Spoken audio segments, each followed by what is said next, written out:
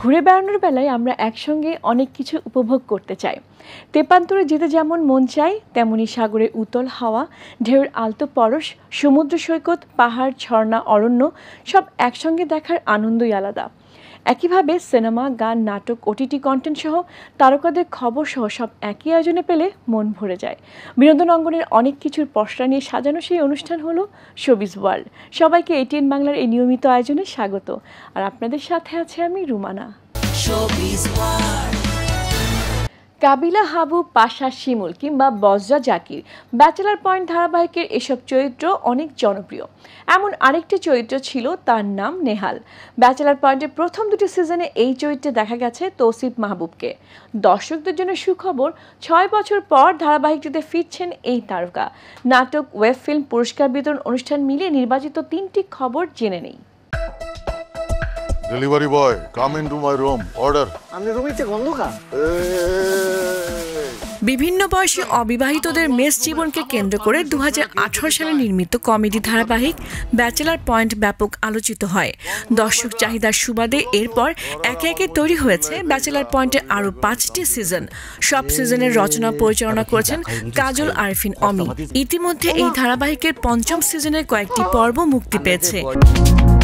গত 9 সেপ্টেম্বর রাজধানী ঢাকার একটি 5 তারকা হোটেলে জমকালো প্রেস মিটে এই ঘোষণা দেওয়া হয়। প্রথম দুটি সিজনে অভিনয় করলেও ব্যক্তিগত কারণ দেখিয়ে পরে সরে যান তৌসিফ মাহবুব। 5ম সিজনের কয়েকটি পর্ব মুক্তি পেলেও তার উপস্থিতি ছিল না। পরিচালক কাজল আরিফিন অমি জানান, ব্যাচেলার পয়েন্ট সিজন 5 এর আগামী পর্বগুলোতে নেহাল চরিত্রে আবারও দেখা যাবে অভিনেতা তৌসিফ মাহবুবকে। নেহাল ব্যাচেলার পয়েন্ট সিজন 1 এবং সিজন 2 দুইটা সিজনে আমাদের সাথে ছিল। তারপর সামহাও নেহালকে আমরা হয়তো আমাদের সময় সুযোগ মতো পাইনি। এবার সিজন 5-এ এসে নেহাল আমাদের সাথে যুক্ত হয়েছে। আমি তৌসিফ ভাইকে অ্যাজ এ নেহাল হিসাবে যুক্ত হওয়ার জন্য বিশেষভাবে ধন্যবাদ জানাচ্ছি। অনেক কষ্ট করে পর্যন্ত আসছি, কারণ আমাদের টিমের যে একটা কথা আছে যে টিম ওয়ার্ক, যেটা আমাদের টিমটি একটু অন্যভাবে থাকে, কারণ আমরা একটা ফ্যামিলি মনে করি। নেহাল ব্যাক করছে, মানে আমার তো খুশি হওয়ার কিছু নাই, কারণ আমার সাথে তার কোনো সিকোয়েন্সই হয় নাই। সো আমি মনে করি কাবিলার ব্রিদিং স্পেস হচ্ছে তার বন্ধু নেহাল। সো নেহাল আসছে, এটা কাবিলার জন্য অনেক স্বস্তি, কারণ পাশাপাশি সম্পর্কে অনেক বিচার আছে। হাবু যে দিনে দিনে চালাক হয়ে যাইতেছে, সেটার ব্যাপারেও নেহালকে জানাইতে হবে। আর কাবিলার জীবনে যে দুইজন যাইতেছে আর আসতেছে, এগুলোর ব্যাপারেও কিন্তু নেহালে জানাইতে হবে। সো নেহাল, আমার বন্ধু নেহালের দায়িত্ব অনেক বেশি এখন। নেহালের আগমন, শুভেচ্ছা, স্বাগত।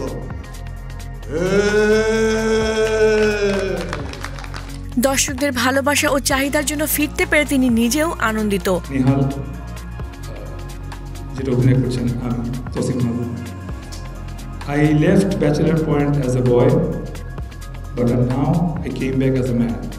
So I hopefully আমার উপর যে ভরসা অভিভাবক এবং বঙ্গভাই full family has on me, I will be able to keep it. আমার জন্য সবাই প্লিজ দোয়া করুন। Thank you so very much. বর্তমানে সপ্তাহের প্রতি বৃহস্পতিবার ও শুক্রবার ইউটিউবে বুম ফিল্মস চ্যানেলে আসছে ব্যাচেলার পয়েন্ট সিজন 5 এর নতুন নতুন পর্ব। এছাড়া প্রতি মাসের দ্বিতীয় বৃহস্পতিবার ওটিটি প্ল্যাটফর্ম বঙ্গতে ধারাবাহিকটির 8 পর্ব করে একসঙ্গে দেখা যাচ্ছে।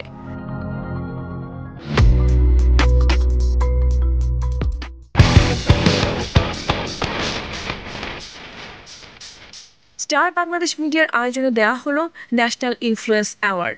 গত 12 সেপ্টেম্বর রাজধানী ঢাকার একটি হোটেলে মনোনীতদের হাতে পুরস্কার দেওয়া হয়। নাটক, চলচ্চিত্র, গান ও ফ্যাশনে বিভিন্ন বিভাগের ট্রফি পেয়েছে শিল্পী কলাকুশলীরা।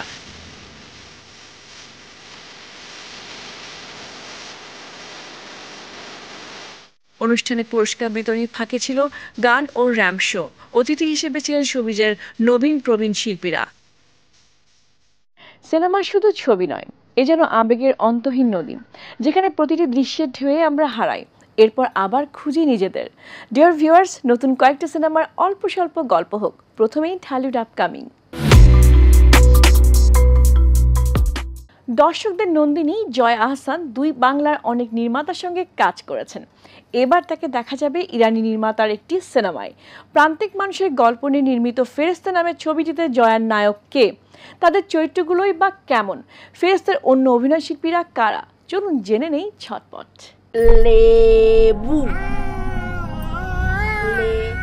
বাংলাদেশ ইরান যৌথ প্রযোজনায় নির্মিত ফেরেশতে আন্তর্জাতিক অঙ্গনে পুরস্কার জয় ও প্রশংসা কুড়ানোর পর দেশের দর্শকদের সামনে আসছে। আগামী 19 সেপ্টেম্বর বড় পর্দায় মুক্তি পাচ্ছে সিনেমাটি। এর মুক্তি উপলক্ষে দুর্গাপূজার আমেজে সিনেমা মহল উৎসব মুখর হয়ে উঠবে বলে আশা সংশ্লিষ্টদের।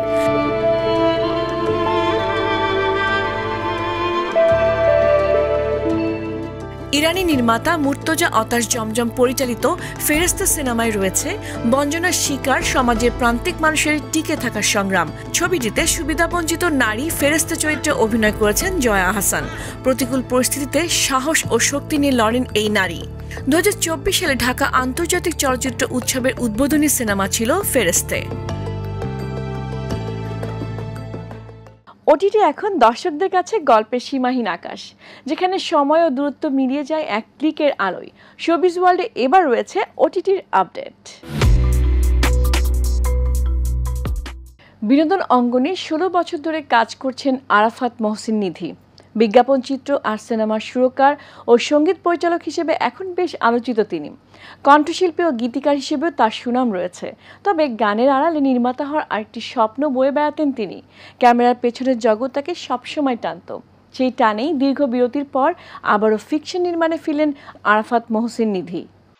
দেশীয় ওটিটি প্ল্যাটফর্ম চরকির নতুন কন্টেন্ট খুব কাছেরই কেউ সিনেমার মধ্য দিয়ে পরিচালক হিসেবে প্রত্যাবর্তন করলেন আরাফাত মহসিন নিধি। এর গল্প সংলাপ চিত্রনাট্য লিখেছেন নিধির স্ত্রী কন্টেন্ট ক্রিয়েটর রাবা খান। গত 10 সেপ্টেম্বর দিবাগত রাত 12টা 1 মিনিটে মুক্তি পায় খুব কাছেরই কেউ।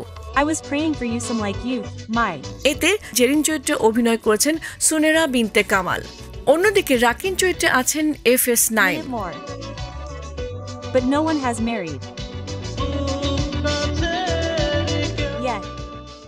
একজন সম্পূর্ণ অগোছালো, আরেকজন অনেক বেশি গোছানো, এমন দুই ভাই একে অপরকে ভালোবাসে ঠিকই, কিন্তু তাদের বৈশিষ্ট্য একসাথে মেলে না।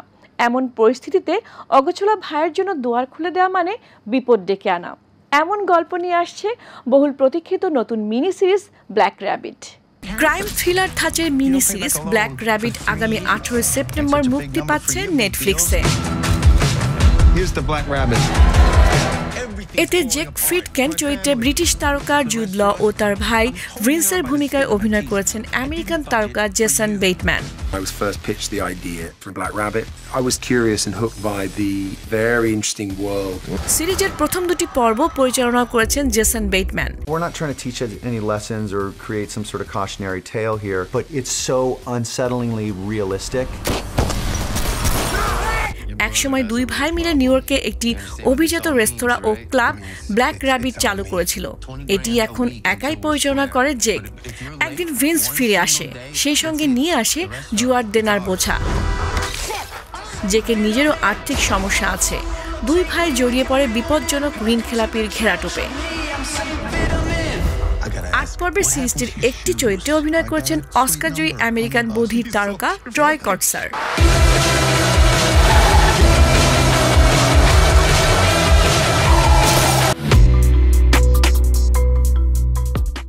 দক্ষিণী ও হলিউডের ছবির চাপে বলিউড কিছুটা টলমলে, তবে বক্স অফিসে এখন বলিউডের জন্য স্বস্তি নিয়ে এসেছে টাইগার শ্রফের বাগি 4। 5 বছর পর মুক্তি পেল জনপ্রিয় ফ্রাঞ্চাইজির বাগির এই নতুন কিস্তি। বলিউডে অ্যাকশন ঘরানার সিনেমা নির্মাতাদের কাছে নির্ভরযোগ্য নাম টাইগার শ্রফ। তার জনপ্রিয় ফ্রাঞ্চাইজি বাগির চতুর্থ কিস্তিকে ঘিরে শুরু থেকেই দর্শকদের আগ্রহ ছিল তুঙ্গে। অ্যাকশন থ্রিলার ছবিটি মুক্তির পর সেই প্রতিফলন দেখা যাচ্ছে বক্স অফিসে। প্রথম সপ্তাহে টিকিট বিক্রি থেকে এসেছে 60 কোটির বেশি রুপি। গত 5 সেপ্টেম্বর প্রেক্ষাগৃহে মুক্তি পেয়েছে হর্ষ পরিচালিত প্রথম সিনেমা বাঘি 4। তবে মুক্তির আগে ছবিটি 23টি দৃশ্য কেটে প্রাপ্তবয়স্কের সনদ দিয়েছে ভারতের Central Board of Film certification.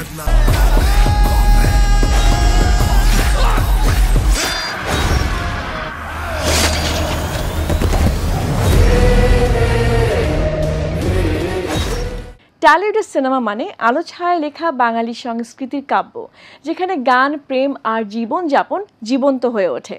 Showbiz ওয়ার্ল্ডের এই পর্যায়ে দেখুন ওপার বাংলার তারকা বার্তা। দুই বাংলায় টানা 3 সিনেমার বক্স অফিস সাফল্যের পর অনেকেই ধরে নিয়েছিলেন ইধিকা পাল মানেই হিট, কিন্তু 4 নাম্বার ছবিতে এসে প্রথম ফ্লপের স্বাদ নিতে হলো তাকে। যদিও কিশোরী গানের এই নায়িকার সামনে দ্রুতই ঘুরে দাঁড়ানোর সুযোগ নিয়ে আসছে রঘু ডাকাত। লোকে নাকি বলে রঘু মাকালির বেটা, মাকালির বেটা। বাংলার বাঘ রঘু ডাকাত। পশ্চিমবঙ্গের অভিনেত্রী ইধিকা পাল বাংলাদেশের দর্শকদের কাছে বেশ পরিচিত, কারণ বাংলাদেশের সিনেমা দিয়েই সে বড় পর্দায় অভিষেক হয়েছে তার। হিমেল আশরাফের প্রিয়তমায় ঢালিউড তারকা শাকিব খানের সঙ্গে তার জুটি হিট হয় রাতারাতি দুই বাংলায় পরিচিতি পান ইধিকা।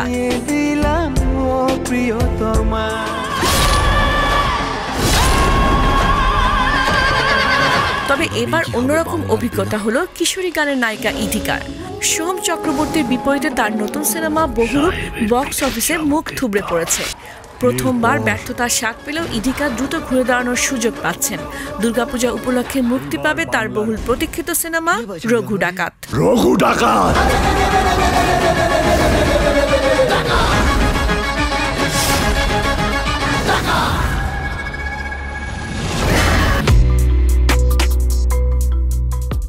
হলিউড হলো স্বপ্নের এক কারিগর, যেখানে আলো ছায়ায় প্রাণবন্ত হয়ে ওঠে মনের কল্পনা। মুভি ফ্রিকে চলুন জেনে নেই হলিউড আপকামিং। একটি বাহনের ভেতরে ঘটছে সব শ্বাসরুদ্ধকর ঘটনা, তাও সবই সত্যি। বিমান ছিনতাইকে কেন্দ্র করে 2006 সালে ইউনাইটেড 93 ও কার্গো জাহাজ জলদস্যুদের হানার ঘটনা নিয়ে 2013 সালে ক্যাপ্টেন ফিলিপস ছবি দুটি নির্মাণ করেন পল গ্রিনগ্রাস। এবার তিনি বেছে নিয়েছেন একটি বাস। আগের দুটি ছবির মতোই যুক্তরাষ্ট্রের ট্র্যাজেডি ও বীরত্ব তুলে ধরা হয়েছে দ্য লস্ট বাস নামের নতুন সিনেমায়। 2018 সালে যুক্তরাষ্ট্রের ক্যালিফোর্নিয়ার ইতিহাসে বনের সবচেয়ে বিধ্বংসী অগ্নিকাণ্ডের প্রেক্ষাপটে দ্য লস্ট বাস পরিচালনা করেছেন পল গ্রিনগ্রাস। আগুনের লেলিহান শিখায় রুদ্ধশ্বাস সব মুহূর্তের মাধ্যমে ধ্বংসস্তূপে পরিণত শহরের চিত্র তুলে ধরেছেন তিনি। সিনেমাটির গল্পে ক্যালিফোর্নিয়ার প্যারাডাইস শহরের একটি স্কুলের চারপাশের গাছপালা ও ভবন আগুনে ভস্মীভূত হওয়ার সময় আটকে পড়া 22 শিশুকে উদ্ধার করতে জীবন বাজি রাখেন বাস চালক।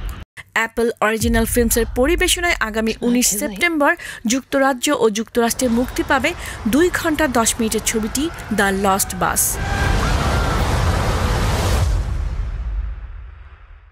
যে কোনো গানই মনের অদৃশ্য এক ভাষা, যাকে শব্দে ধরা যায় না, কেবল সুরের মূর্ছনায় সেই ভাষা অনুভব করা যায়।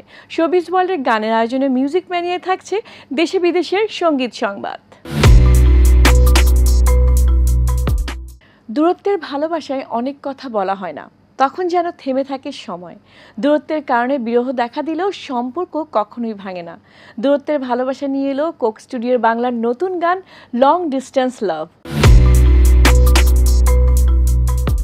লেডি গাগা থেকে অ্যারিয়ানা গ্র্যান্ডে, এমটিভি ভিডিও মিউজিক অ্যাওয়ার্ডসে এবার বাজিমাত করলেন কারা?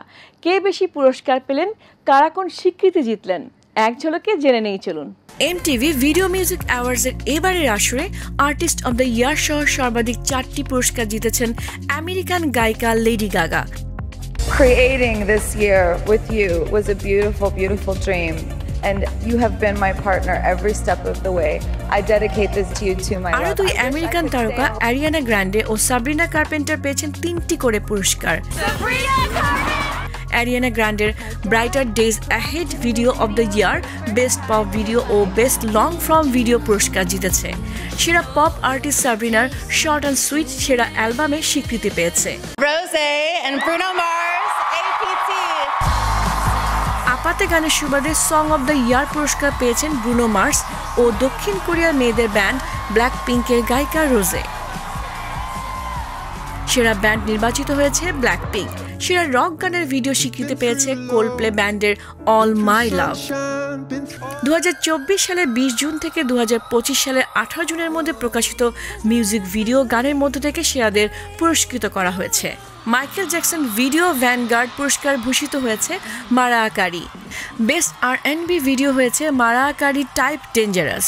গত 7 সেপ্টেম্বর রাতে যুক্তরাষ্ট্রের নিউ ইয়র্কে UBS অ্যারেনায় বসেছিল MTV ভিডিও মিউজিক অ্যাওয়ার্ডসের জমকালো আসর। অনুষ্ঠানটি সঞ্চালনা করেন আমেরিকান র্যাপার অভিনেতা LL Cool J। আর নেই। গত 13 সেপ্টেম্বর রাত 10:15 রাজধানীর একটি হাসপাতালে চিকিৎসাধীন অবস্থায় মারা গেছেন তিনি। তার বয়স হয়েছিল 71 বছর। তিনি স্বামী, 4 সন্তান ও অসংখ্য গুণগ্রাহী রেখে গেছেন। ফরিদা পারভিন দীর্ঘদিন ধরে কিডনি, ফুসফুস, ডায়াবেটিস, উচ্চ রক্তচাপ ও থাইরয়েড জটিলতায় ভুগছিলেন। এ কারণে সপ্তাহে 2 দিন ডায়ালাইসিস করাতে হতো তাকে। শারীরিক অবস্থার অবনতি হয় গত 2 সেপ্টেম্বর থেকে হসপিটালের ICUতে চিকিৎসাধীন ছিলেন তিনি। এরপর গত 10 সেপ্টেম্বর তাকে ভেন্টিলেশন রাখার সিদ্ধান্ত নেওয়া হয়।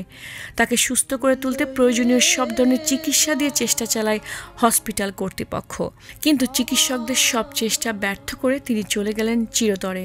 তার মৃত্যুতে শোকাহত সঙ্গীতাঙ্গন। এই যে তার চলে যাওয়াটা আমাদের সঙ্গীত জগতের, সঙ্গীত ভুবনের একটা অপূরণীয় ক্ষতি হয়ে গেল। আমি লালন গীতি যদি একটা কণ্ঠে প্রথম যখন ধারণ করি, এই মানুষটার গান না শুনলে হয়তো বা লালন গানের জগতে আমি আসতাম কিনা আমি জানি না। একজন সঙ্গীত শিল্পী, সেই সঙ্গীত শিল্পীর প্রতি শ্রদ্ধা জ্ঞাপন করছি এবং আল্লাহর দরবারে মোনাজাত করছি, তার জানা অজানা যদি কোনো অপরাধ করে থাকেন, গুনাহ করে থাকেন, ক্ষমা করে তাকে বেশ নসিব করবেন। ফরিদা পারভিন এই দেশে লালন সঙ্গীতকে যে পর্যায়ে নিয়ে গেছেন, একমাত্র তার দ্বারাই হয়তো সম্ভব হয়েছে। আজকে তার তিরোধানের মধ্য দিয়ে হয়তো তার শারীরিক বিদায় হলো, কিন্তু তিনি তার কর্ম, তার গান আমাদেরকে সারা জীবন, এই বাঙালি যতদিন থাকবে, এই দেশ যতদিন থাকবে, ততদিন এই বাঙালি তার কথা, তার গানের কথা স্মরণ রাখবে।